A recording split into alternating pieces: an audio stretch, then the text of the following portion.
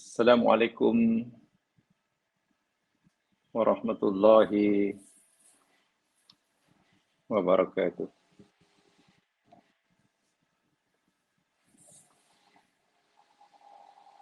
Innal hamdalillah nahmaduhu wa nasta'inuhu wa natubu ilaihi wa nastaghfiruh wa na'udzu billahi min syururi anfusina wa min sayyiati a'malina.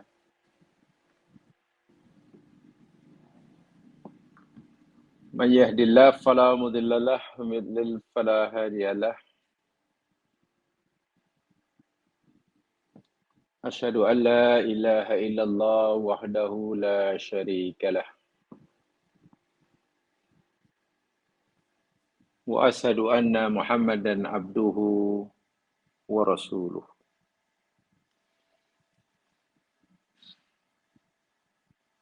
Allahumma salli ala Muhammad wa ala ali Muhammad.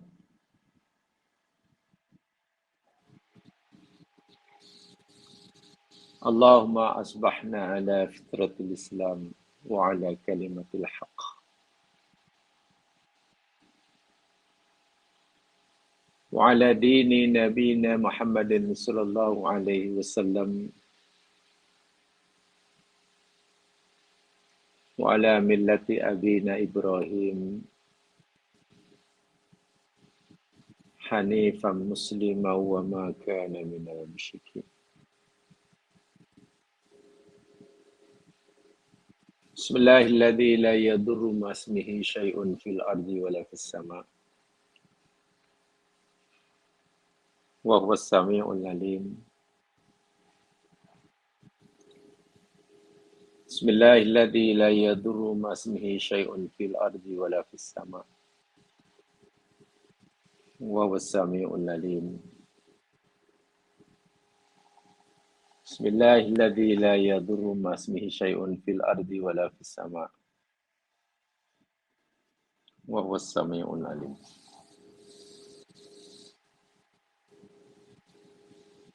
A'udzu billahi minasyaitonir rajim. Kullu nafsin dha'iqatul maut. Wa innama tuwaffawna ujurakum yawmal qiyamah. Faman zuhziha 'anil nari wa udkhilal jannata faqad faz. Wa mal hayatud dunya illa mata'ul ghurur.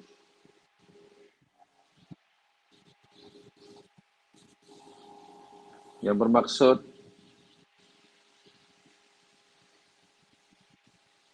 tiap-tiap jiwa pasti akan merasakan kematian.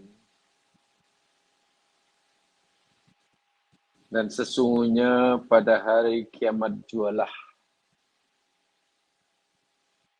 akan dicukupkan, disempurnakan, yakni balasannya.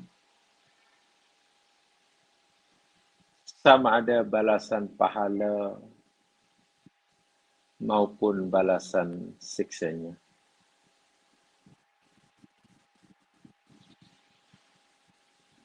Maka sesiapa sahaja yang dijauhkan dirinya daripada api neraka dan dimasukkan dia ke dalam surga, sungguh dia telah beruntung. Dan tiadalah kehidupan yang sekarang ini, melainkan ianya kesenangan yang memperdayakan.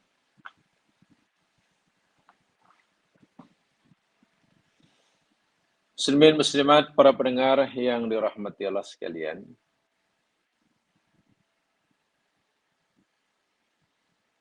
InsyaAllah pagi ini kita akan sambung semula siri kajian kita tentang arti kehidupan.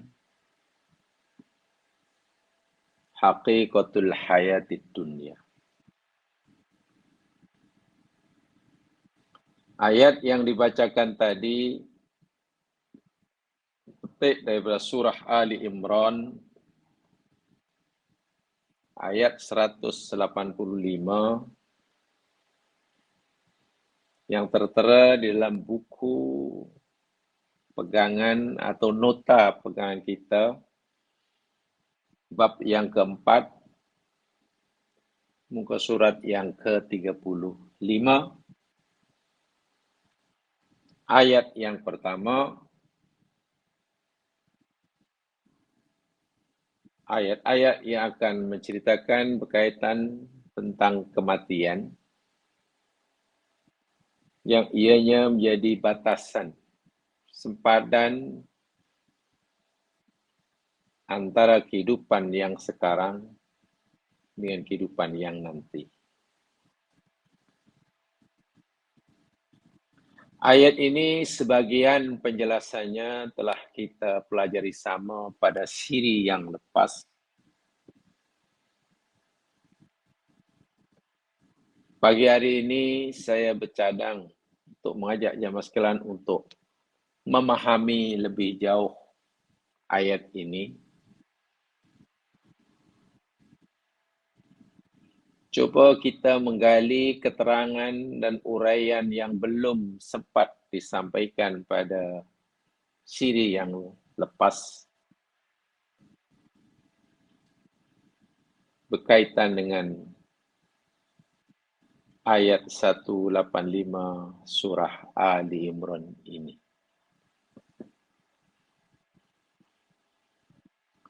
Pertama yang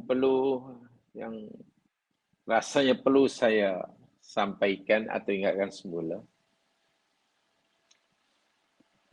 ayat ini yakni memberitahukan pada kita tentang kehidupan masa depan kita. Cerita tentang apa yang kita alami, yang kita akan alami, kehidupan yang akan datang, yang pasti akan dialami oleh setiap makhluk hidup, yakni kita. Seperti mana yang jamaah telah ketahui sama, ada istilah yang dinamakan eskatologi. Eskatologi Islam tentunya, kalau untuk kita, istilah cendekiawan daripada eskatos yang bermakna akhir, dan logos yang bermakna ilmu atau kajian mengenai. So, eskatos dan logos mesti eskatologi, satu kajian berkaitan dengan hari-hari mendatang. Tepatnya hari akhir. Penghakiman terakhir. Hari terakhir. Penentuan nasib terakhir. Rupa-rupanya Islam telah memberikan gambaran yang jelas-jelasnya. Dan ini amat penting. Perlu kita ketahui ketika kita masih dalam keadaan, dalam position menghadapinya. Ketika kita masih di dunia. Lebih-lebih lagi, hakikat kehidupan yang sebenar-benarnya, dalam arti kata bila bahagia yang sebenar-benarnya, yang tidak akan ada kesusahan, penderitaan, atau kalau sengsara, menderita, sengsara yang sebenar-benarnya, yang hakiki, dan tidak ada keselesaan, itu bukan di sini, tapi di sana. Bukan di sini, tapi di sana. Bukan sekarang, tapi yang nanti. Bahwa kehidupan di sini itu penting, iya. Tapi kehidupan yang di sana lebih penting, betul.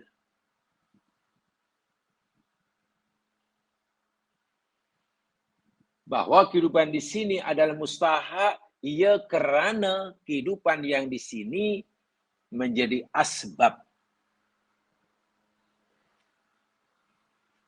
Menjadi asbab, sebab. Sementara kehidupan yang di sana menjadi akibat. Akan seperti apa keadaan kita di sana, akan berada di mana nanti kita di sana, itu bergantung kepada perilaku dan jalan hidup yang kita pilih di sini.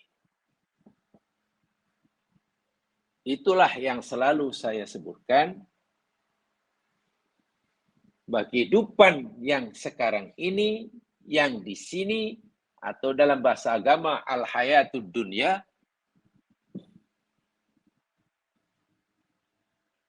jadi kehidupan di mana kita sedang membuat tempahan. Disinilah, sekaranglah kita buat tempahan tempat di sana. Surgakah? Nerakakah? Tempat yang kita akan tempati, buat tempahannya di sini dan sekarang. Allahu Akbar. Keadaan kita di sana susahkah, senangkah, bahagiakah, menderitakah? Bergantung kepada tempahan yang kita buat. Di mana dan bila? Di sini dan kini. Sebab itulah Allah ingatkan berkali-kali dalam Al-Quran, kerana kehidupan yang sekarang dan yang di sini itu sangat-sangat mempesona, menggiurkan, cantik, indah, dan menawan, tetapi punya potensial yang sangat besar memperdayakan.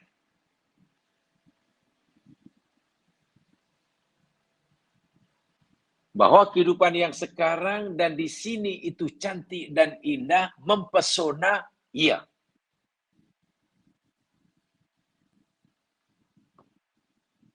Tetapi Allah ingatkan, ia potensi besar untuk memperdayakan kita. Itu kata Allah, wa mal hayatud dunya illa mataul ghurur. Maka yang terpenting bagi kita, adakah kita termasuk yang terpedaya atau yang terselamat? Karena bila kita terpedaya dengan yang di sini, karena memang yang di sini punya kemampuan memperdayakan kita, menipu kita, seronok tapi menipu. Maknanya alhamdulillah. Balasannya akan kita peroleh sana secukupnya. Innama tuwaffawna ujurakum yaumal qiyamah dalam ayat. Itulah yang pada siri yang lepas saya buat saya sampaikan satu, ya semacam anekdot lah, sebab itu tidak mungkin berlaku dalam erti kata yang sesungguhnya, tapi untuk memberikan satu pemahaman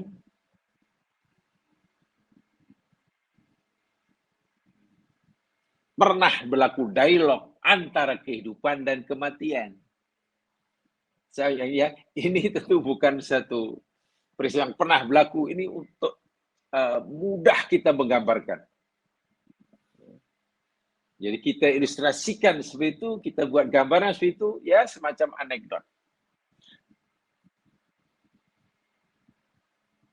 Kita ibaratkan kehidupan itu makhluk hidup, kematian itu makhluk hidup. Dan dia sedang berjumpa, dia sedang borak.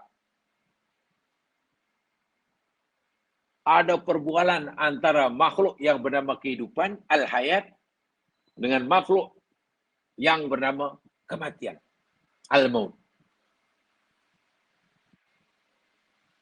Al-hayat, kehidupan bertanya kepada kematian.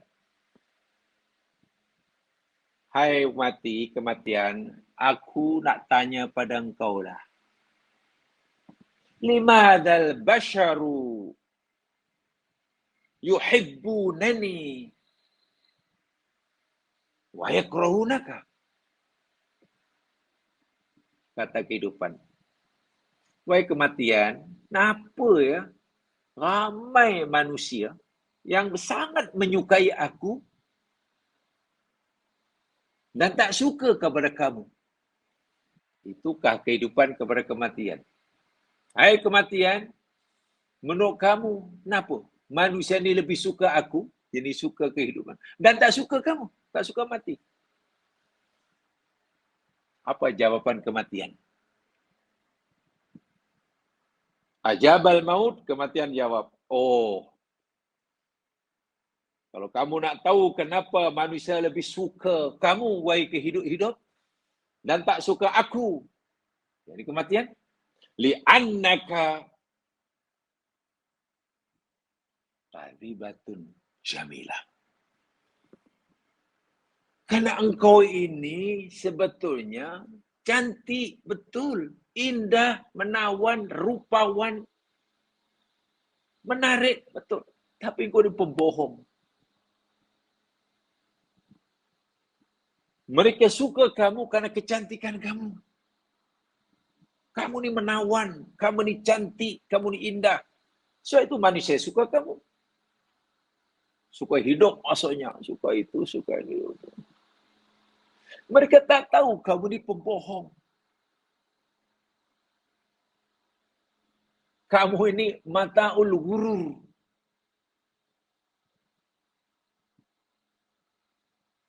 Karena mereka begitu tinggi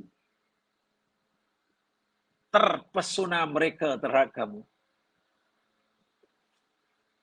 Begitu terpegun dengan kecantikan kamu. Sehingga mereka tidak kenal dengan sebenar-benar kenal siapa kamu sebetulnya. Apa yang ada di sebalik sifat menawan kamu. Kamu menawan, tapi mereka tidak tahu sifat sebenar kamu itu. Mata ulu. Itu yang mereka suka kamu. Akhirnya mereka menyesal nanti. Dan mereka tak suka aku, kata kematian. Wa anna haqiqatun mu'limatun. Sedangkan aku ini sesuatu yang hakikat, yang hakiki, yang sebenar-benarnya, tak tipu punya. Tapi aku ini menyakitkan. Mati kan menyakitkan. Dengan sebab aku, mereka sudah tidak boleh lagi bersenang-senang. Aku ini, kata Rasulullah, hadhimul ladzat, pemusnah kelezatan manusia. Manalah manusia suka aku? Dengan sebab akulah keseronokan mereka terhenti. Kesenangan mereka berakhir. Kebebasan mereka mengikuti hawa nafsu mereka tamat. Saya tak suka aku. Aku ini menyakitkan. Tetapi mereka lupa. Akulah yang hakiki. Aku benar adanya. Bila aku menawarkan, nanti bila lepas mati, kamu akan dapat bahagia. Bahagia yang sebenar. Tidak ada kesusahan walaupun sesaat. Bila kamu nanti aku sudah menemui kamu, kata kematian pada manusia. Dan kamu akan mendapatkan siksa, penderitaan. Itu penderitaan yang sebenar-benar menderita. Rugi yang sebenar merugi. Untung. Manusia ini pelik. Ditawarkan kepadanya kebahagiaan yang sebenar. Dia tak mau.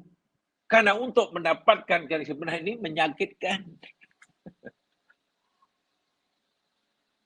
Aku ingatkan kepadanya akan penderitaan yang sebenar, dia tak takut. Allahu Akbar walillahil hamd. Saya mengatakan, ini, ya, kita ilustrasikan seperti itulah. Untuk memudahkan kita memahaminya. Saya itu jamaah sekalian.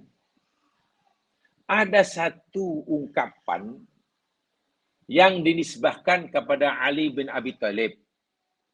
Walaupun pendapat itu tidak benar. Bahkan ada yang mengatakan ada satu ungkapan yang disandarkan pada hadis Nabi. Itu pun juga tidak betul. Tapi makna ungkapan itu sangat-sangat tepat.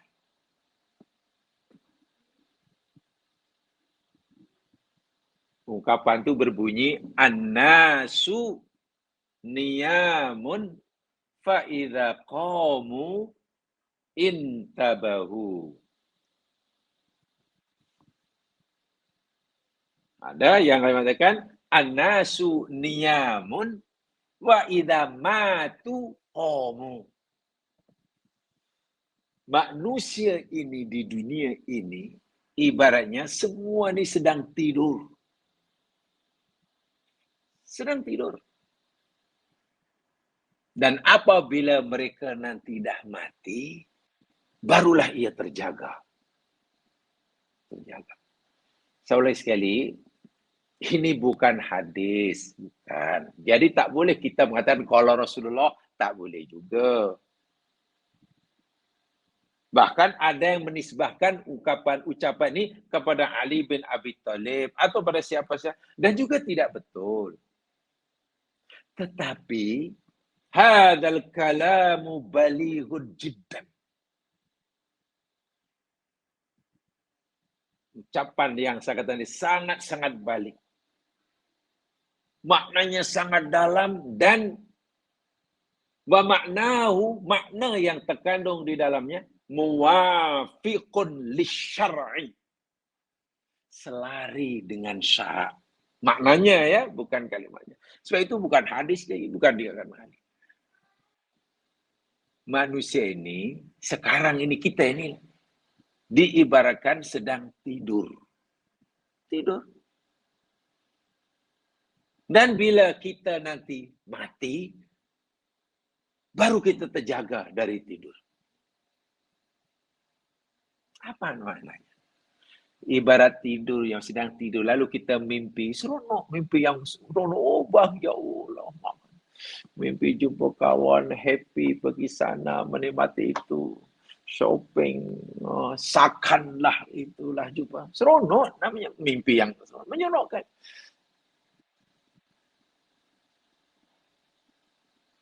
Sekali jaga, lah rupanya mimpi. Rupanya mimpi yang hakiki, bukannya yang dia mimpikan. Yang real, yang sedang dialami. Oh, rupanya mimpi. Yang real sekarang saya sedang naik basikal rupanya. Tadi seronok bukan main, hanya tadi mimpi naik kapal terbang. First class pula tu. Masya Allah. Artinya apa ya mas kalian? Karena maksud ayat ungkapan tadi, walaupun bukan hadis, bukan, ucapan ayat pun bukan, tak tahu siapa yang akan. Tapi maknanya balik dan menepati syarat kerana Kerana saya tunjukkan ayatnya. Sebab ayat ini kan nyatakan setiap hidup akan mati dan nanti dijaga akan dipenuhkan ganjarannya. Okay? Siapa yang dijauhkan daripada neraka masuk ke ya, dunia kesenangan memperdayakan. Ingat, ayat ini cerita tentang masa depan. Bagaimana masa depan dan masa depan itu yang hakiki. Karena itu akibat. Yang sekarang ini kita sedang melakukan asbab. Sebab. Kalau kita buat ini, nanti akan begitu. Kalau buat begitu, kita akan begini. Penting, mustahak. Tapi godaannya tidak ringan. Karena yang di sini dan sekarang itu semuanya menawan, mata, menyenangkan. Tapi urur. Tiba orang begitu seronok terbuai oleh mimpi yang indah. Rupanya hanya mimpi. Hidup macam tidur. Bila mati, baru terjaga. Terbelia, ini rupanya yang sebenar. Itu maknanya. Dan selari, makna seperti ini selari dengan firman Allah. Lihat surah Al-Anbiya. Mari kita kaji. Lihat surah Al-Anbiya. Ayat 97.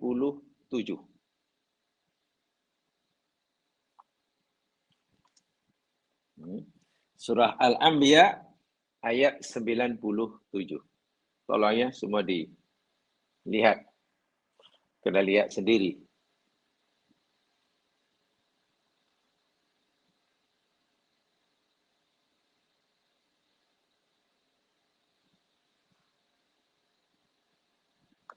Sudah? Saya bacakan. A'udzu billahi minasyaitonir rajim. Wa taqtarabal wa'dul haqq.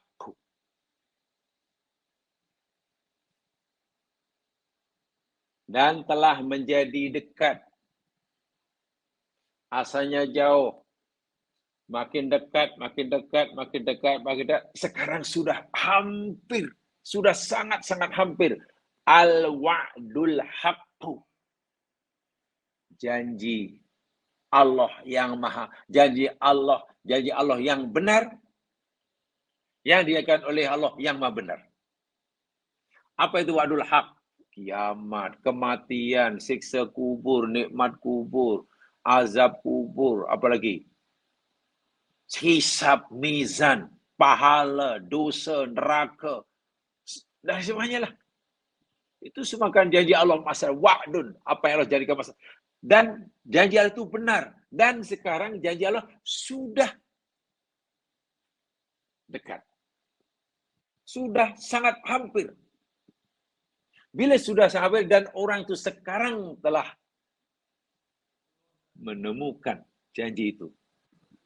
Fa'idha hiya syahisatun absarul ladina kafaru. Coba apa maknanya? Ketika melihat, menemukan, menjumpai semua yang Allah janjikan di dunia dahulu. Siksa kubur, nikmat kubur, timbangan amalan, hisab, surga, neraka, semualah. Sirat. Pandangan mata orang-orang kafir, orang yang dahulu dibuai oleh kehidupan dunia. Diperdayakan oleh mata ulul. Syakhisah. Apa itu syakhisah? Terbeliak. Terkejut. Macam mimpi, tiba-tiba jaga. Lah, rupanya. Apa yang aku alami selama ini hanya fata morgana. Ini yang sebenar ini. Ini rupanya kesengsaraan yang sebenar. Yang sudah depan mata. Ini rupanya kenikmatan yang sebenar. Terbeliak. Terkejut. Dan bukan hanya terkejut. Karena sudah berada di alam nyata. Alam hakikat. Akhirat. Hakiki. Nabi kata al-qabru haqqun, jannatu haqqun, an-naru haqqun, al-kisabu sabur, hak, semua hakiki.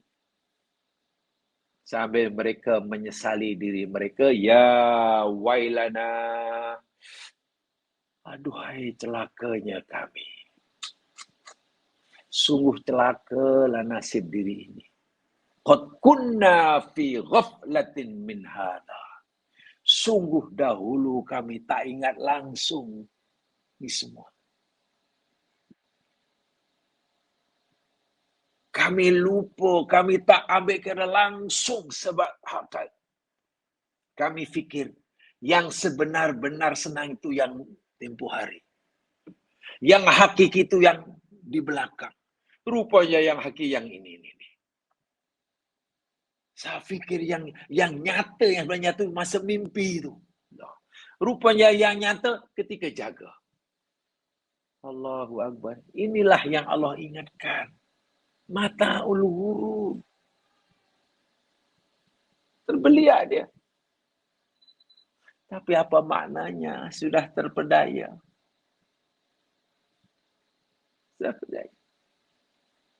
Ini suatu yang pasti akan dialami oleh setiap manusia. Masa depan itu. Contohnya, itu ibaratnya hidup ini macam tidur. Bila jaga, bila mati, baru jaga. Itu seumpama itulah. Tapi janganlah kita anggap hanya tidur. Kalau tidur itu tak penting. Penting. Ini hanya kiasan. Ini perumpamaan. Tadi saya sampaikan, akan seperti apa nasib kita.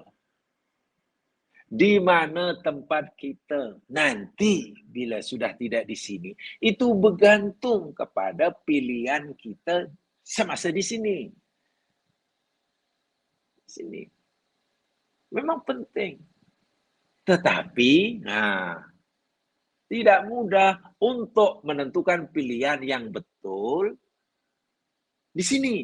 Karena apa? Kehidupan yang di sini dan yang kini itu mata ghurur. Potensi menyesatkan dan memberatkan itu sangat tinggi. Kecuali kita punya pertahanan diri, kekuatan diri, kemampuan, punya immunity jiwa yang tinggi. Akhirnya tengok orang ini. Apa dia? Menyesal. Sakit so. Rupanya. Terasa mimpi. Senang lenang 70 tahun di dunia. Gelak ketawa dengan kawan. Makan sepuas-puasnya. Seronok kena kanal batas. Macam-macam mimpi. Karena setelah mati itu yang hakiki berbeza sama sekali. Hidup macam tidur. Mimpi. Bila mati baru terjaga. Semua nampak terang seterang-terangnya.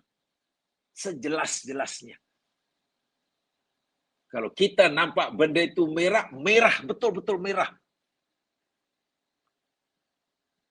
Kita betul-betul dapat melihat sesuatu dengan sebenar-benarnya. Kita betul-betul dapat memahami sesuatu dengan sebenar-benarnya. Kita melihat sesuatu dengan sebenar-benarnya. Itu bukan di sini, rupanya di sana. Karena di sini seringkali, tadi saya katakan, penilaian kita pada sesuatu mungkin belum yang sebenar-benar. Kita anggap paling cantik, rupanya dia tak cantik. Terpedaya kita. Kita kata inilah kebahagiaan yang sebenar. Kata kita di sini, rupa-rupanya menipu. Maklum tadi saya kata di sini ini penuh dengan ghurur. Kita masih ada nafsu. Kita dapat menilai segala-gala sesuatu dengan sebenar-benar, setepat-tepat penilaian itu di sana. Karena yang di sana itu hakiki. Mana dalilnya? Coba jamaah lihat surah Qaf. Lihat surah Qaf. Ayat 22. Lihat surah Qaf.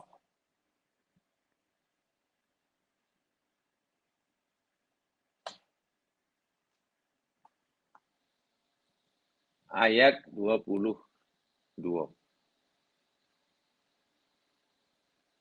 A'udzu billahi minasy syaithanir rajim. Laqad kunta fi ghaflatin min hadza fakashafna anka ghita'aka fabasaruka al-yawma hadid. Allahu Akbar walillahil hamd. Laqad kunta, demi ini tempelakan Allah kepada orang-orang yang terpedaya dengan kehidupan dunia ya. Yang mereka tidak mengenali hakikat dunia dengan betul.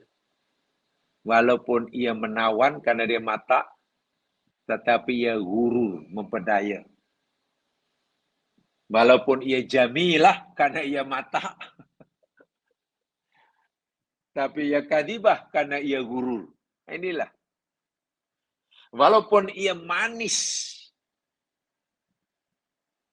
menimbulkan selera yang tinggi,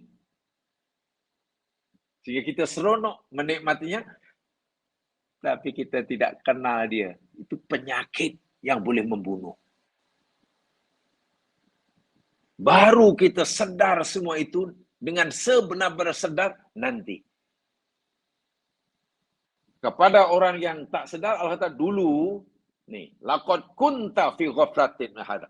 Nih, dahulu kamu lupa kan akan hakikat ini. Kamu fikir yang hakiki yang dahulu kan? Kamu fikir yang sebenar-benar yang dahulu kan? Sedangkan yang hakiki itu yang ini. Yang ada di hadapan kamu sekarang ini. Masa itu, fakashafna, Allah kata. Kami angkat, kami buka angka daripada engkau, wahai orang yang dahulu terlena, dibuai oleh mimpi itu. Rita aka, penutup. Sesuatu yang menutupi pandangan mata hatimu tentang kebahagiaan yang sebenar, kecelakaan, keniscayaan yang sebenar, hidup yang sebenar, aku udah angkat. Dengan aku angkat ghita, mata hatimu nampak terang. Oh, ini rupanya kebahagiaan sebenar. Oh, ini rupanya nikmat yang sebenar. Oh, ini rupanya jalan lurus yang sebenar. Oh, ini rupanya jalan beliku-liku yang sebenar. Oh, ini rupanya sengsara yang sebenar. Ya, sudah diangkat. Keduanya yang membuat kita nampak kebenaran yang hakiki, fabasarukal yauma hadid. Lalu pandangan matamu, pandangan penglihatanmu saat itu menjadi sangat-sangat tajam. Allahu Akbar. Saya tidak bacakan ayat ini ya, sebab ayat ini memang ya penjelasan tidak mudah, tapi saya menyatakan beginilah. Di akhirat ya masih kita menjadi nampak kebenaran yang hakiki. Kebatilan yang hakiki. Bahagia yang hakiki. Sengsara yang hakiki. Jalan lurus yang hakiki. Kan ada dua asbab. Sebab pertama, sesuatu yang menghalangi kita di sekarang ini daripada melihat kebenaran yang hakiki, nikmat yang hakiki, azab yang hakiki, itu masih ada penutup. Bila penutup sudah diangkat, kita senanglah melihat, oh ini jambu, oh ini mangga, oh ini durian. Karena dah dibuka penutupnya. Sebelum ditutup masih sama-sama, kita ini apa ya? Ini jambu apa nih? Jambu ke? Ini rambutan ke durian? Kan? Itu tutup dah dibuka. Yang kedua, pandangan mata penglihatan seseorang, imam, mata yang di sini, atau basirah hati, ditingkatkan kemampuan melihatnya. Hadid. Sekarang kemampuan kita melihat sama ada dengan mata kepala kepada yang zahir atau mata hati kepada yang makna di sebalik yang zahir, mungkin terhad. Nanti bila ada akhirat, kemampuan memahami, melihat, itu ditingkatkan oleh Allah. Sehingga pandangan kita tajam. Dahlah kemampuan kita ditingkatkan, kemampuan ditangkat, benda yang dilihat pula, sesuatu yang menutupi benda yang kita lihat, diangkat oleh Allah. Terang ke tak terang masa itu? Terang. Itu yang kemudian tadi diumpamakan, orang hidup ni macam tidur. Bila mati, jaga. Terang benderang. Terang benderang. Itu terpanggil, hada tashbihun baligh. Ini tashbih baligh namanya kalau dalam bahasa balaghah. Benar, seorang sekali. An-nasu niyam wa idza matu qaum itu bukan hadis Nabi, betul. Jangan sandarkan pada kalau Rasulullah tak boleh. Ada mereka pada Imam Ali juga tidak betul. Tetapi makna dia sangat baligh. Makna dia selari dengan ketentuan syarak. Ya, boleh jadi yang mengucapkan itu ingin menjelaskan maksud ayat yang seperti ini. Paham ya? Situ ayat ini sebenarnya ya senang-senang mudahlah untuk dipaham. Walaupun ini cerita tentang masa depan ya, berkaitan dengan ilmu eskatologi. Tapi eskatologi Islam lain dengan eskatologi yang di luar Islam ya, yang di luar Islam. Masya Allah. Apabila sudah mati, idza matu intabahu. Kaifa yamutun wa yantabun. Macam mana bila mereka mati mereka akan sedar?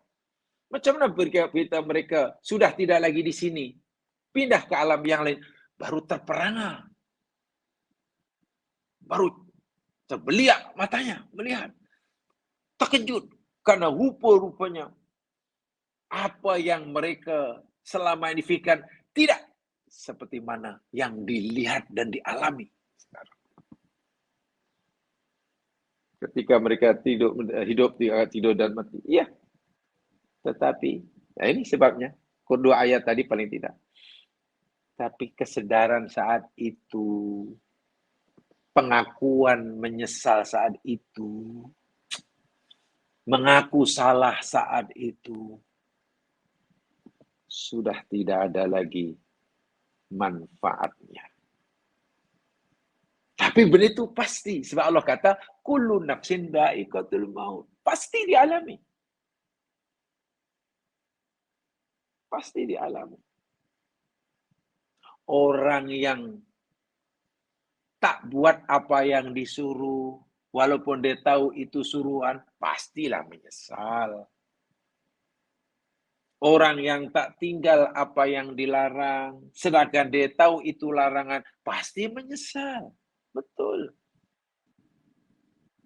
Orang yang ada kemampuan melakukan suruhan, ada peluang melakukan suruhan, kemampuan ada, peluang ada.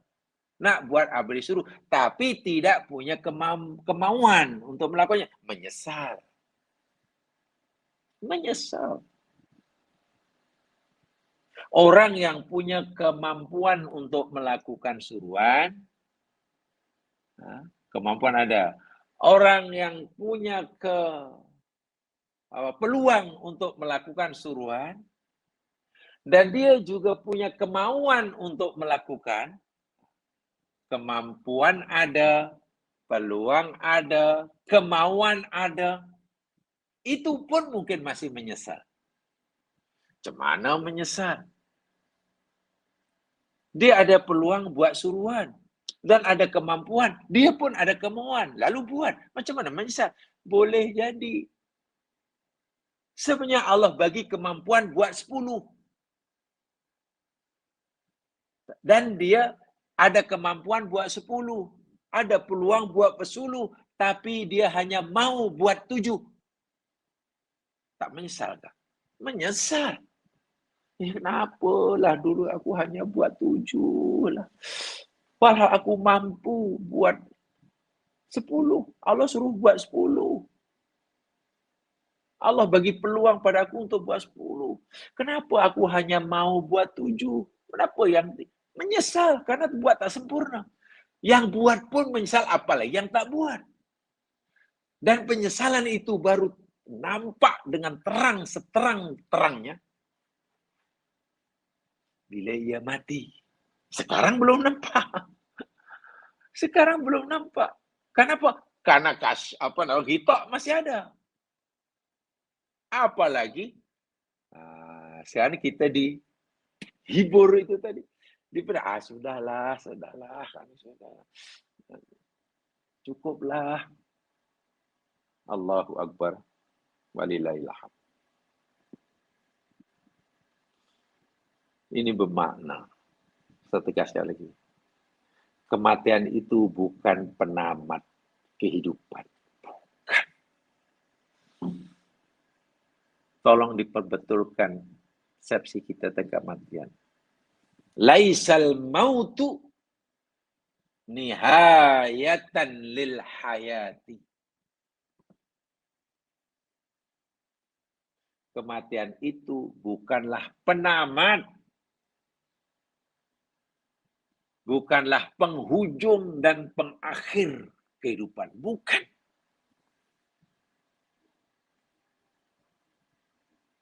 Ya, kalau dikatakan penamat pun, ya nihayatun lihayatin mahduda.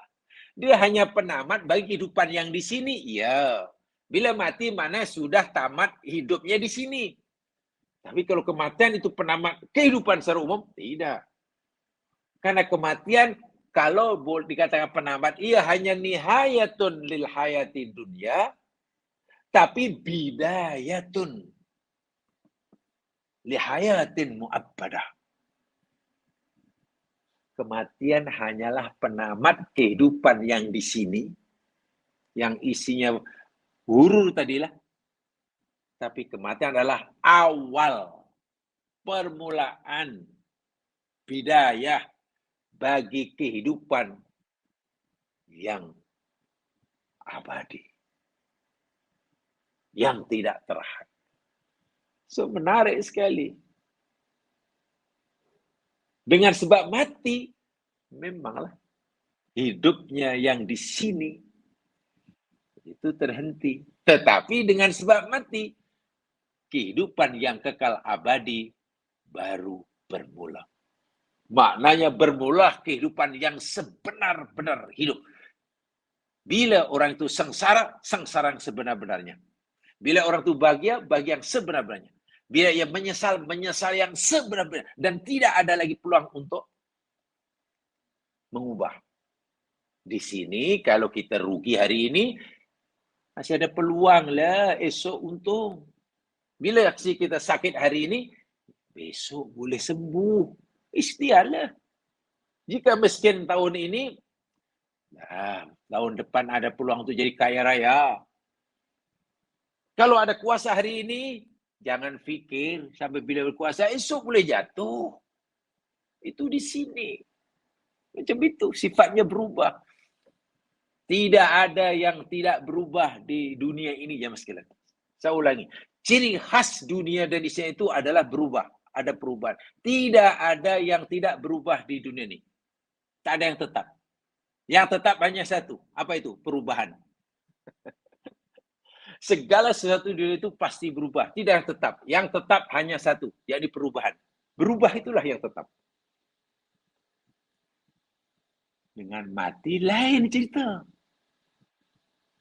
Bila mati, saya kata miskin, miskin menderitalah papa kedana hingga bila-bila. Kalau kaya-kaya selama-lamanya. Kalau senang-senang selamanya. Bayangkan. Dan hakiki sifatnya. Said Qutb, seorang sarjana Islam yang punya jasa besar, komitmen yang sangat tinggi dalam menegakkan kebenaran. Tentu terlepas daripada kelebihan dan kekurangannya, karena ia manusia biasa. Beliau berkata, innahu la budda min istiqrari hadhil haqiqah fin nafs. Hakikat ini, hakikat yang saya sebutkan melalui ayat ini, itu satu hakikat yang pasti dialami oleh setiap kita, yang wajib kita yakini oleh setiap kita. Jangan diragui, karena ini kepastian, satu yang pasti yang akan menimpa setiap seorang. Haqiqatu annal hayata fi hadhil ardi mauqutah. Hakikat yang diwaskan yakni bahwasanya kehidupan yang sekarang dari sini adalah terhad, mahdudah bi ajal, dibatasi oleh masa, tempoh masa tertentu. Ada expiry date-nya. Sakit adalah masanya, tak akan selama sakit. Senang, tak akanlah selamanya senang. Susah, takkan selamanya. Ada expiry date-nya tuh. Ya mungkin sebulan 2. Sakit paling-paling seminggu 2. Kuasa paling-paling ya gitu. Sehat apalagi. Itu di sini. Itu hakikat. Tsumma ta'ti nihayatu hatman. Kemudian nanti bila tiba masanya, expiry date-nya sudah tiba, ya sudah, berakhir sudah. Pasti. Tak ada siapa yang melawan. Ya mutus solihun, ya mutut tolihun. Orang soleh pun mati, orang tak soleh pun mati, yang baik pun mati, yang jahat pun mati. Ya mutul mujahidun, ya mutul qaidun. Yang berjihad di jalan Allah pun mati, yang bermalas-malasan menegakkan Allah pun mati. Yang mencuri mati, yang jadi mangsa pencurian mati, yang menzalimi mati, yang dianiaya pun mati. Sama. Dan memang begitu sunnah ilahiyah. Yamutul musta'luna bil aqidah wa yamutul musta'luna bil abid. Orang yang menegakkan akidah tauhid pun mati. Orang suka berbuat sewenang-wenang, melakukan kezaliman sewenang-wenang terhadap sesama umat manusia pun mati juga. La farik baina nafsin wa nafsin. Tak ada pembeza sama sekali antara satu orang dengan orang lain, antara jiwa orang. Tentang inilah kematian ini. Fi tadawki hadil jur'ati minal ka'sid da'irah bainanya. Tak ada perbezaan antara A dan B dalam hal apa? Dalam hal pasti akan merasai. Akan merasai al-maut ini. Akan merasai al-maut ini. Tak ada bezanya. Kalaupun ada beza al-fariq fi qimmatin ukhra. Yang membezakan dari segi nilai dia. Tentang mati, pasti semua mati. Yang membezakan nanti nasibnya, jalannya. Bila mati nanti jalannya ke kanan atau ke kiri. Masa mati itu senang ke, susah, sakit ke, atau bahagia. Itu pembezanya. Mati sendiri menimpa ada semua orang. Kalau mukmin ada expiry date-nya, kafir pun ada ajalnya. Sama. Yang membezakan itu nanti. Nasibnya macam mana, tempatnya di mana. Perbezaan nasib selama mati itu ditentukan oleh tingkah laku yang dipilih olehnya semasa di dunia. Jadi dunia memang tempat untuk kita buat tempahan. Kita mendapatkannya di sana. Bak kata ayat, innama tuwaffawna ujurakum yaumal qiyamah. Bukan di sini. Kalaupun Allah bagi kesenangan kita di sini karena usaha kita, dah itu anggap saja itu down payment lah jemaah sekalian. Anggap saja itu down payment lah. Kesenangan Allah berikan pada hamba yang soleh di sini, itu down payment lah. Nanti tunai dia sepenuhnya di sana. Uang ini dapat kesusahan, siksa di sini, itu down payment sikit je lah. Sepenuhnya nanti di sana. Begitu. Apalagi tempat di akhirat yang Allah ancamkan itu. Neraka. Luar biasa di Faman zuhziha yang telah kita pelajari sama ya. Zuhziha itu maknanya menjauhkan sesuatu dari sesuatu dengan cepat. Menjauhkan sesuatu dari sesuatu dengan pantas. Itu zahzaha yusif. Contoh,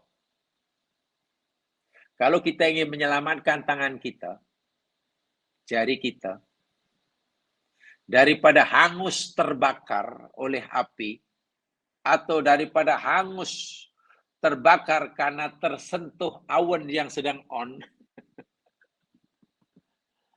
Awan yang sedang on, panas. Lalu kita tersentuh. Kalau kita tak mahu tangan kita hangus terbakar, kita mesti menariknya dengan sepantas yang boleh. Betul? Nah, kita menarik dengan pantas, menjauhkan jari daripada awan yang panas dengan pantas, karena kita tak mau terbakar. Itulah bahasa Arabnya zahzaha yuzahzihu. Dan ayat ini Allah katakan, faman zuhziha. Bukan saja bukan faman ubida, tidak. Ini memberikan, Masya Allah, apa ya, pengajaran bahwa kita mesti punya kekuatan, kita mesti punya kemampuan, yang dengan kemampuan itu mampu menarik kita dengan pantas, menjauhkan diri kita dengan sepantas yang boleh daripada neraka. Kalau kita tidak punya kekuatan itu, ya tariknya keluar tu lah. Tak kuat lah. Dan ada yang memahami, ini bermakna neraka ini punya daya tarikan yang luar biasa. Atau lebih tepatnya gravity yang luar biasa. Neraka ini punya gravity, bahasa mudahnya. Sangat kuat. Sangat kuat. Sehingga untuk melepaskan seseorang dari neraka, itu kena yang boleh menarik apa? Pastilah tauhid. Kalau dalam agama kita, tauhid itu boleh menarik seorang dari neraka. Disertai dengan amal soleh. Nah, kalau tauhid sahaja, tapi amal soleh tak ada, dosa banyak, ya terpaksalah berendam di situ. Melekat, disedot oleh neraka. Tapi kalau orang itu jumpa pergi akhirat, tauhid sempurna. Tidak terbata, tidak tercemar dengan adanya syirik. Amal soleh sempurna. Semua diterima. Dosa tak ada. Wah, maknanya orang ini punya satu kekuatan untuk melepaskan dirinya, untuk menjauhkan dirinya daripada tarikan api neraka. Sebab nanti terakhir dia punya gravity yang sangat dahsyat. Kita tak mau membayangkannya sebab dalam ilmu dunia, konon, kata bijak pandai yang saya yakin dia mas juga tahu, black hole, di alam semesta ada yang panggil black hole tu, lohong, gelap, lohong hitam, lubang hitam, itu punya gravity yang dahsyat. Tidak ada benda langit sebesar apapun, planet atau bintang, sebesar apapun yang mendekati black hole di alam semesta ini, mereka pasti akan disedot dan tak mampu keluar. Jangankan benda langit, jika ada cahaya masuk ke black hole, cahaya pun tak mampu melepaskan dirinya. Pasti akan disedot. Itu cahaya. Cahaya pun tak mampu mengatasi gravity black hole. Itu baru black hole ciptaan Allah yang ada di alam semesta yang sudah dikenal pasti. Macam mana neraka? Sehingga bahasa Al-Quran sangat dahsyat. Zuhziha. Mungkinkah manusia punya kemampuan, kekuatan untuk menolak gravity neraka yang sangat dahsyat itu? Allah telah memberikan panduan. Janganlah syirik. Jaga akidahmu. Jangan terbatal dengan syirik. Apalagi syirik besar. Sediakanlah amal soleh sebanyak-banyaknya. Bila kamu terlanjur buat dosa, karena aku tahu kata Allah, kamu ni manusia yang ada bakat untuk dosa, segeralah taubat. So, bila kamu nanti mati, jumpa aku, akidah kamu betul, amal soleh kamu banyak dan aku terima, dosa-dosa yang kamu lakukan, kamu telah bertaubat dan aku telah ampunkan,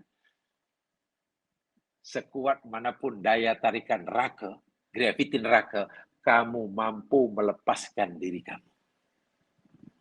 Ini bahasa mudahnya, penjelasan seperti itulah. Bumi ada graviti. Ya, kuat graviti dia. Buktinya, apa saya benda yang ada di atas bumi jatuh pasti ke bawah. Syaratnya ia masih dalam ruangan daya tarikan bumi. Kalau sudah di luar graviti bumi, ya jatuhnya ke tempat lain.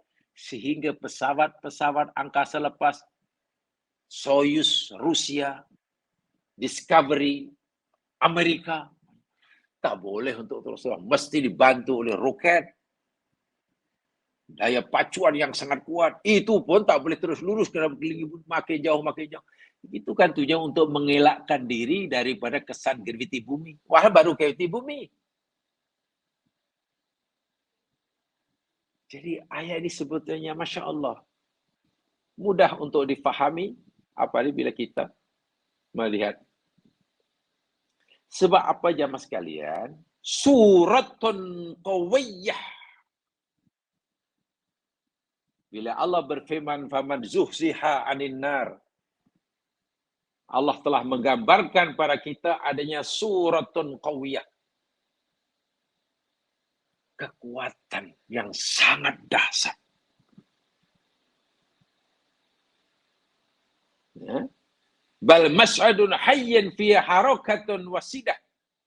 Wasaddil wajadam. Bahkan lagi dia pun ada daya tarikan, ada daya tolakan. Di dunia pun. Di alam semesta itu pun ada kekuatan yang menolak, ada kekuatan yang menarik. Orang hanya mengenali, kata pakar, yang menarik dipanggil graviti lah. Graviti menarik. Yang menolak sehingga alam semakin luas, mereka tak tahu apa namanya. Mereka hanya kata itu black energy katanya. Itu kata mereka lah. Karena tak tahu apa namanya. Dan kekuatan luar. Sehingga alam semesta berkembang begitu dahsyat karena ada black energy. Di samping ada gravity. Di akhirat sangat dahsyat. Gravity neraka. So kita mesti punya lawan dengan kekuatan yang semakin kemampuan daya tarikan neraka menyedut, kekuatan neraka dalam menyedut calon pengguna ini semakin kuat jika yang disedut, yang ditarik oleh neraka itu penuh dengan maksiat. Semakin banyak dosa yang dilakukan di dunia dan tak terampun sebelum mati, kekuatan daya tarikan graviti neraka itu makin kuat. Sebaliknya, jika orang yang mati dan nanti di akhirat, saya kata tadi akidahnya betul, amal solehnya banyak, dosa sudah diampun, ya neraka lemah berapa dengan orang ini, tak mampu nak. Jadi kuat atau tidak daya tarikan neraka dalam menyedut itu bergantung kepada siapa yang nak disedut. Bila yang mendekat yang hampir dengan itu katalah sangat hampir sekalipun, jika yang sangat hampir itu akidahnya betul, amal solehnya banyak, dosa tak ada, neraka tak boleh buat apa-apa. Itu ada dalam surah Maryam. Saya ingat kita telah pelajari dahulu dalam apa ya? Saya tidak perlu mengulangi lah sebab benda yang lagi saya ingat yang ada catatan. Setiap orang kan ila wariduha wa in minkum ila wariduha. Quran kata dalam surah Maryam. Ya, tidak ada seorang kamu pasti akan melalui lah beli jahanam. Karena itu sudah hatman ala rabbi hatman maqdiyah. Itu satu keputusan Tuhan. Begitu ayat turun, sahabat bingung. Ya Rasulullah, kalau semua kita itu mesti lalu jahanam macam mana? Apa beza antara orang mukmin orang kafir? Orang mukmin dekat dengan neraka, orang kafir. Lalu apa bezanya? Kalau kita semua lalu jahanam. Apa jahanam? Oh iya, betul. Itulah kebesaran Allah dah. Dalam perjalanan kamu di surga, kamu kena masuk lalu dalam neraka. Tak ada jalan lain. Tetapi jangan khawatir. Fa'idha marartum fiha. Apabila kamu, wahai orang mukmin, lalu jahanam, dalam perjalanan kamu ke surga, wakanati jahanam bardan wassalaman. Kama taqal kanat ala Ibrahim. Neraka yang panas tiba-tiba menjadi sejuk dan memberi kesejahteraan kepada kamu. Sebenarnya api dunia dahulu pernah berubah jadi sejuk dan memberikan selamat kepada Ibrahim. Artinya neraka itu panas ke, sejuk ke, menjadi siksa ke atau tidak, bergantung kepada siapa yang dekat dengannya. Siapa yang melaluinya. Bila yang melalui tak ada dosa, neraka sejuk, tidak menjadi siksa. Tapi jika yang lalu ini banyak dosa, terpedayangan dunia, ya neraka akan punya cengkaman yang sangat kuat dan kemampuan menyiksa yang sangat dahsyat. Baik, kita buat satu ilustrasi. Katakanlah ada A dan B. A, B. A mukmin, calon penghuni surga. B kafir, calon penghuni neraka. Katakanlah ini untuk memudahkan pemahaman, ya. Keduanya lalu masuk neraka. Yang satu masuk neraka karena memang itu tempatnya. Yang A dalam perjalanan menuju surga. Katakanlah berdekatan. Terasa sejuk. Neraka dia sejuk. Selesa. B, tersiksa. Kan neraka itu jadi siksa atau tidak bergantung siapa yang melaluinya. Subhanallah. Itu ada dalam surah Maryam, balik yang boleh lihat tafsirnya ya. Ayat bin wa minkum ila waridwa. Karena dari Arabiyah hatman maktiyah. Itu ada tafsirnya. Baik, di sini. Jadi ada kekuatan yang menolak dan ada kekuatan yang menarik. Itu nanti di akhirat. Sebelum Allah cipta akhirat tadi, maksud berarti cipta kematian dahulu kan kematian itu pintu. Akhirat kan ada cerita tentang pintu dahulu, mati pasti. Kemudian hidup dalam kehidupan ini ada balasannya. Tapi balasan yang sepenuhnya bukan Allah berikan masa kita hidup. Sebenarnya Allah akan cukupkan bala itu bila kita nanti di akhirat dah mati. Itu dua. Di akhirat pula ada neraka. Allah ancamkan dulu dalam hal ini. Diberi ancaman yang keras. Siapa yang ditarik, dijauhkan neraka dengan kuat, itu dan masuk surga, itu orang paling bahagia. Lalu Allah ingatkan, jika kamu ingin dibebaskan daripada neraka, dimasukkan dalam surga, nanti bila kamu dah mati, dah mulalah itu. Terbayang semuanya, terpampu dengan nyata. Ya, kamu mesti berhati-hati hidup sekarang ini di sini. Karena al-hayatu dunia itu, walaupun ia menyenangkan, menarik, menawan, cantik, tapi bohong. Dia mata, tapi wurur. Itu yang Allah ingatkan. Jadi jangan salah guna. Kamu boleh mencarinya, tapi kamu tak boleh terpedaya olehnya. Kamu boleh memilikinya, tapi kamu tidak boleh dimiliki olehnya. Faham ya? Kamu boleh memiliki dunia, kamu boleh kuasai dunia, tapi ingat, jangan sekali-kali kamu merelakan diri kamu dimiliki oleh dunia, apalagi dikuasai olehnya. Nanti kamu akan senang. Tapi ingat, kamu punya peluang untuk membebaskan dirimu daripada tipu daya dunia. Kamu punya peluang untuk selamat daripada neraka. Kamu punya peluang yang cukup untuk masuk surga. Peluang itu aku berikan kepada kamu sebelum ajalmu tiba. Itu yang penting. Sebelum mati. Bila dah mati, peluang itu dah lepas lah. Situ Allah ingatkan ayat ini dengan kematian dahulu. Ingat, kamu akan mati.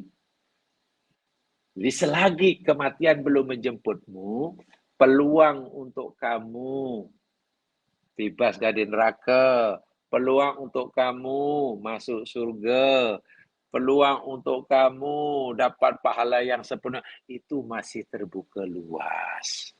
Sebab itu jangan sia-siakan peluang ini. Ya. Tempoh hari telah saya nyatakan, yakni apa namanya, mensia-siakan umur, mensia-siakan masa, yakni apa yang dipanggil itu idha'atul waqti. Idha'atul waqti, mensia-siakan waktu. Asyaddu minal mauti, itu lebih dahsyat daripada kematian itu sendiri. Mensia-siakan waktu itu lebih dahsyat daripada kematian. Sebab apa? Sebab kematian itu hanya memisahkan, memutuskan kita dengan dunia dan isinya. Mati hanya boleh memutuskan kita dengan dunia dan isinya. Sementara mensia-siakan waktu, mensia-siakan kehidupan, itu boleh memutuskan kita dengan Allah. Orang terputus hubungannya dengan Allah, terputus peluangnya dapat surga jika ia mensia-siakan kehidupan. Tapi jika sebab itu lebih dahsyat daripada kematian. Kematian hanya memutuskan kita dengan dunia dan isinya. Mensia-siakan waktu, memutuskan kita daripada Allah dan isinya. Sebab itu, kalaupun kita boleh takut mati, itu wajar. Takut mati itu wajar. Tapi hakikatnya yang lebih patut kita takuti, yakni mensia-siakan kehidupan. Idha'atul waqti, mensia-siakan peluang hidup, itu yang sepatutnya lebih kita takuti daripada kematian. Kenapa? Kematian itu bukan pilihan kita. Kita suka ke tak suka, bersedia ke tak bersedia, mati itu pasti. Kita tak ada pilihan. Ya Allah, saya nak kalau kau bagi kami pilihan, ya Allah, hambamu nak bersedia mati 200 tahun lagi ya. Mana boleh. Ya Allah, kalaulah kami ini boleh milih, hamba ini nak mati cepat sikit je. Mana ada. Kita dipaksa atau terpaksa mati itu zaman sekarang. Artinya kita tak ada pilihan untuk mati. Tapi memanfaatkan kehidupan atau mensia-siakan kehidupan, itu di tangan kita. Jadi orang itu masuk neraka atau masuk surga bukan karena matinya, tapi karena apa tuh? Dia betul atau tidak menggunakan, memanfaatkan kehidupan. Mati itu pintunya. Mati itu pintu yang Allah, nih pintunya untuk kamu ke surga, untuk kamu ke neraka. Tapi ke surga neraka bukan sebab pintunya ya. Sebab pilihan kamu. Pilihan kamu. Walaupun ia hanya pintu ya mas sekalian, dan pintu itu sebenarnya boleh mengakhiri peluang hidup, ya patut juga kita mengambil berat. Patut juga kita kenal tentang kematian itu. Baik. Saya menyampaikan sebagai penutup ini tentang ciri-ciri kematian ini. Kematian ini punya ciri ya mas kan, punya perangai. Ya. Kematian ini ada perangai, ada sifat-sifatnya, ada karakter dia. Berikut adalah berdasarkan Quran ya. Berikut adalah ciri-ciri dan karakter kita kena kenal yang dimiliki oleh kematian. Yang pertama, mati atau kematian itu yakni bersifat memaksa. Itu satu. Kematian itu bersifat memaksa. Dan sentiasa bersedia menghampiri siapa saja. Walaupun orang itu, walaupun kita berusaha untuk mengelak, berusaha untuk melarikan diri, mati itu sentiasa dekat dengan kita. Jangan kita fikir, kalau kita berusaha untuk mengelak kematian, kematian itu tak dekat dengan kita. Tak ada. Kalau orang tak berusaha untuk mengelak kematian, kematian itu malas nak jumpa kita. Tak juga. Ia bersifat memaksa dan sentiasa menghampiri siapa saja yang hidup. Baik. Mana ayatnya? Coba jangan lihat surah Ali Imran. Ini siri pertama. Ali Imran. Ayat 154.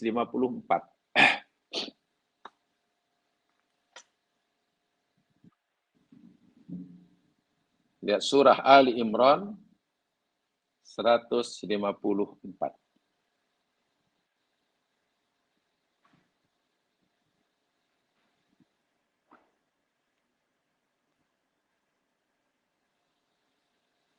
A'udzu billahi minasy syaithanir rajim.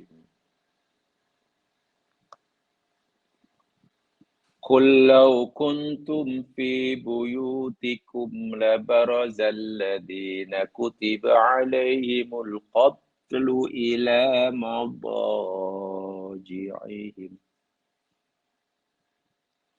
Katakanlah wahai Muhammad, jikalau adalah kamu berada di dalam rumah-rumah kamu semuanya, niscaya akan keluar jugalah orang-orang yang telah ditetapkan atas mereka kematian atau pembunuhan katanya. Keluar ke mana? Ila madaji'ihim, ke tempat pembaringan mereka terakhir. Ayat ini kan kaitannya dengan perang Uhud. Saya ulangi secara ringkas ya background dia. Dalam peperangan Uhud, orang munafik punya cadangan. Diberikan pada Nabi. Bahwa perang Uhud ini kita tak perlulah keluar ya Rasul. Tak payah kita hadapi musuh di medan Uhud. Tak payahlah. Kita pertahannya dalam kota, dalam bandar. Tak payah kita keluar. Pada mulanya Nabi dah menerima cadangan si munafik ini. Tapi kemudian Nabi tolak. Karena melihat cadangan sahabat yang lain, ya tak boleh, kita kena pergi, kita keluar. Kita kena hadapi musuh di luar Madinah, di medan Uhud. Ringkas kata, kecewalah orang munafik yang punya cadangan yang pada awalnya diterima, tapi akhirnya tolak ini. Mereka lebih kecewa, lebih menyesal, bahkan menyalahkan Nabi setelah ternyata peperangan Uhud, orang Muslim kalah. Ramai yang terbunuh, 70 orang mukmin terbunuh. Lepas perang Uhud, orang munafik ini bercakap besar. Merasa dirinya paling benar, cadangnya paling betul, lalu menyalahkan Nabi. Mereka kata, itulah. Ini bahasa kita, lain boleh lihatlah dalam soal agama. Itulah, kan kami dah kata, tak payah kita keluar pergi perang, kita bertahan di Madinah. Coba kalau dia orang tu dengar cakap kami, tak keluar. Pasti mereka belum mati. Maku tilu, pasti mereka tidak mati terbunuh. Pasal mereka degil, tak dengar cakap kami. Kami kata duduk aja Madinah, lawan kita bertahan di Madinah. Itulah. Coba kalau mereka tidak pergi keluar ke medan Uhud, belum mati. Lalu Allah jawab, Muhammad beritahu pada orang yang kata begitu. Mereka kata kalau orang mukmin waktu tak keluar medan pasti mereka masih hidup dan tak mati. Allah perintahkan Muhammad beritahu pada mereka, wahai orang munafik, jika sekiranya semua kita waktu itu duduk dalam rumah, bertahan di dalam bandar, ketika musuh, pasti orang yang Allah tetapkan ajalnya di gunung Uhud, karena Allah sudah katakan kematian tempatnya di mana, masanya bila, itu Allah dah tetapkan. Tempat di mana, masa bila Allah tetapkan. Yang Allah tetapkan masa itu matinya di Gunung Uhud, Jabal Uhud. Sebelah sini, jam sekian umpamanya. Yang membunuh si fulan. Pasti orang itu keluar juga ke tempat itu. Walaupun semua kamu duduk di rumah. Paham? Ini yang dimaksudkan mati itu bersifat memaksa. Contoh mudah. Orang tuh lahir di mana? Di Selangor. Sekolah di mana? Selangor. Berumah tangga dengan orang mana? Orang Selangor. Buat rumah di mana? Di Selangor. Kerja di mana? Selangor. Ya, Selangor. Punya anak Selangor, hingga cucu Selangor. Ya, benarlah cutilah ke luar negeri. Pernahlah ke luar negeri. Mana luar negerinya? Ya, ke Negeri Sembilan, ke Melaka, ke Johor, ke Pening, ke Kedah, ke Kelantan. Itu kan luar negeri. Bagi orang Selangor, luar negeri. Apa kita fikir orang yang lahir di Selangor, besar di Selangor, berkuat di Selangor, nanti matinya pasti di Selangor? Allah sudah tekan. Bila Allah telah tekan, oh kematian hambaku ini, walaupun lahir di Selangor, besar di Selangor, tua di Selangor, ini matinya nanti di satu perkampungan, katalah. Di satu perkampungan, nama kampungnya sekian ini, tempatnya di negeri Kolombia, umpamanya. Kolombia, 1 hari bulan Desember, umpamanya. Hari Hamis jam sekian di Kolombia. Bila Allah sudah tetapkan begitu, ya, yang Quran kata, kutiba alaihimul kitalu ila madajihim. Allah tekan tempat pemberian terakhir itu di desa pedalaman di negara Kolombia. Jam sekian, pasti orang itu akan pergi ke sana. Apapun alasannya. Pasti. Itu yang dipanggil mati itu maksa. Artinya hakikatnya bukan, kalau kita pikir bukan ajal itu, bukan tempat tinggal itu mencari kita, ya. Kita yang mencari tempat pemberian terakhir. Saya itu hati-hati.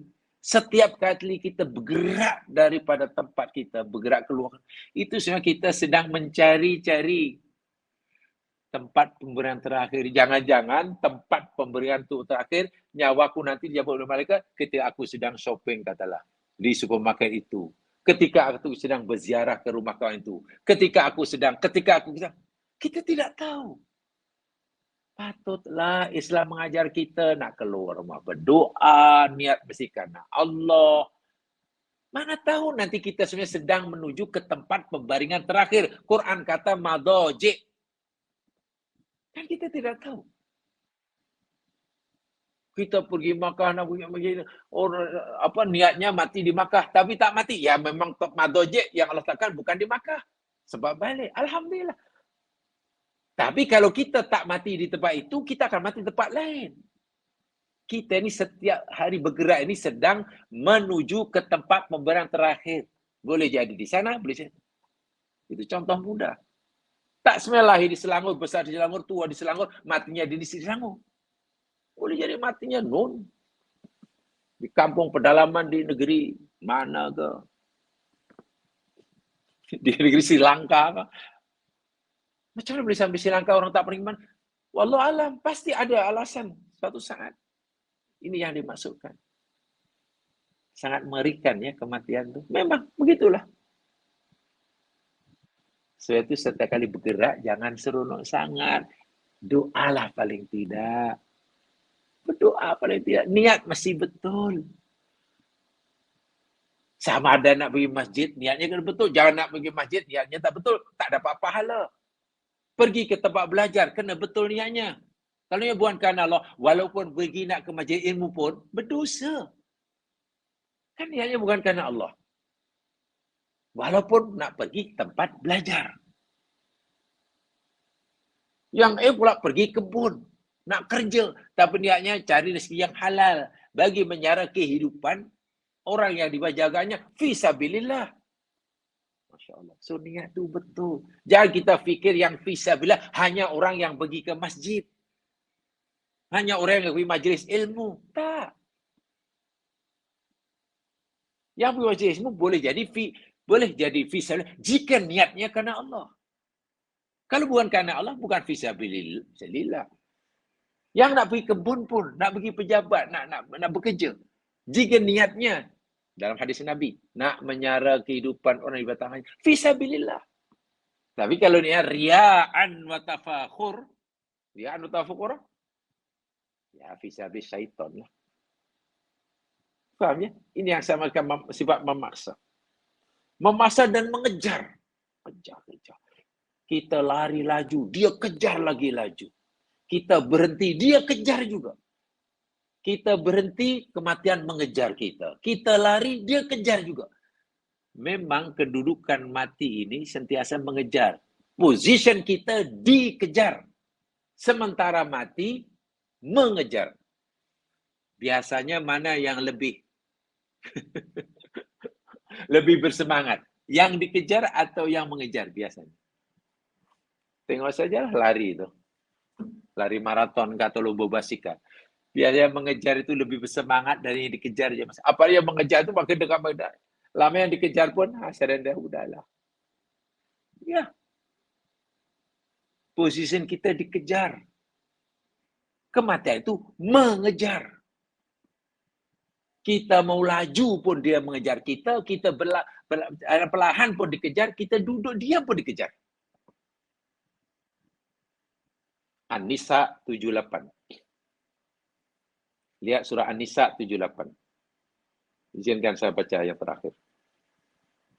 Ainama takunu yudrikkumul maut walau kuntum fi burujin musayyadah. Allahu Akbar. An-Nisa 78. Di mana saja kamu berada, mau dalam negeri ke luar negeri ke, dalam naik kapal terbang ke, kapal laut ke, naik basikal ke, di kebun ke, di masjid ke, di masjid kenduri ke, di masjid iftar ke, duduk seorang diri di rumah ke, atau duduk di tengah keramaian kawan ke. Aina mataku yudrikkumul maut. Pasti kematian akan menemuimu. Ya, karena mati sedang mengejar kamu. Dan boleh jadi kamu nanti berjadi kejar oleh kematian, kamu terkejar ketika kamu sedang di rumah. Boleh jadi. Kematian berjaya mengejar, mendapat kamu ketika kamu sedang di masjid. Boleh jadi. Karena dia sentiasa mengejar kita. Walau kuntum fi burujin musayyadah. Tengok bahasa Al-Quran. Sangat dasar. Walaupun kamu berada di dalam bangunan buruj gedung yang sangat kuat sekalipun. Mati. Bahasa mudahnya ini. Walaupun kamu sembunyi, berselindung dalam peti besi. Bukan duduk dalam istana, duduk dalam peti besi, sempit. Kita kejar, lagi cepat mati. Mungkin kematian, malakul maut lagi kata senang. Ini senang nih, bagus. Memudahkan kerja aku. Karena dia nyuruh dalam peti besi kan memudahkan malakul maut. Allahu Akbar. Jadi ingat ya, dalam ayat pertama kita pelajari dalam bab ini, kematian itu makhluk Allah, bukan peristiwa. Kalau ikut Al-Quran, kematian itu makhluk, bukan peristiwa. Khalaqal mauta, Allah kata. Dia yang mencipta. Jadi mati itu dicipta. Kalau jauh namanya makhluk lah. Makhluk, bukan peristiwa. Masya Allah. Saya itu dalam Quran memberikan gambaran, ia mengejar kita, ia sentiasa memaksa kita. Ya namanya makhluk. Hanya kita tak nak. Macam mana kita nak nampakkan peristiwa? Nabi beritahu nanti di akhirat zaman bila semua orang ahli neraka masuk neraka, ahli surga masuk surga, apa yang Nabi katakan? Allah datangkan seekor kibas. Betul? Kibas. Lalu Allah tanya pada neraka, hai neraka, kamu kenal kibas ini? Kami kenal, itulah kematian. Wahai surga, kamu kenal makhluk ini? Kami kenal, itulah kematian. Kematian didatangkan, dirupakan, dibentukkan menjadi seekor kambing kibas, biri-biri. Lalu Allah sembelih. Kibas itu disembelih, dimatikan. Setelah mati, telah dimatikan. Mati telah dimatikan, tak hidup lagi ya. Allah beritahu kepada ahli neraka, ya ahli neraka, khulud, la maut. Kamu di situ kekal, karena mati sudah tak ada lagi. Wahai surga, kamu kekal, karena tak akan mati, karena mati aku sudah matikan. So mati itu nanti diwujudkan oleh Allah di akhirat. Hadis sahih itu. Hanya sekarang kita anggap, oh kematian itu peristiwa. Ya mungkin hanya sekarang tak dinampakkan lah. Itu jamaah sekalian untuk sementara. Mudah-mudahan lah sudah panjang lebar kita bicara, walaupun sifat kematian baru saya baru sempat menyampaikan 2 saja. Sebenarnya ada 5 yang sempat saya pelajari berdasarkan Al-Quran. Lalu bagaimanapun, ya mudah-mudahan dapat menambahkan sedikit pahaman yang benar-benar jua, silap kelemahan diri sendiri. Subhanakallahumma bihamdika asyhadu an la ilaha illa anta astaghfiruka wa atubu ilaik. A'udzu billahi minasy asy innal insana fi khusr ladina amanu shalihat tawasaw bil haqq tawasaw bis sabr. Assalamualaikum warahmatullahi wabarakatuh.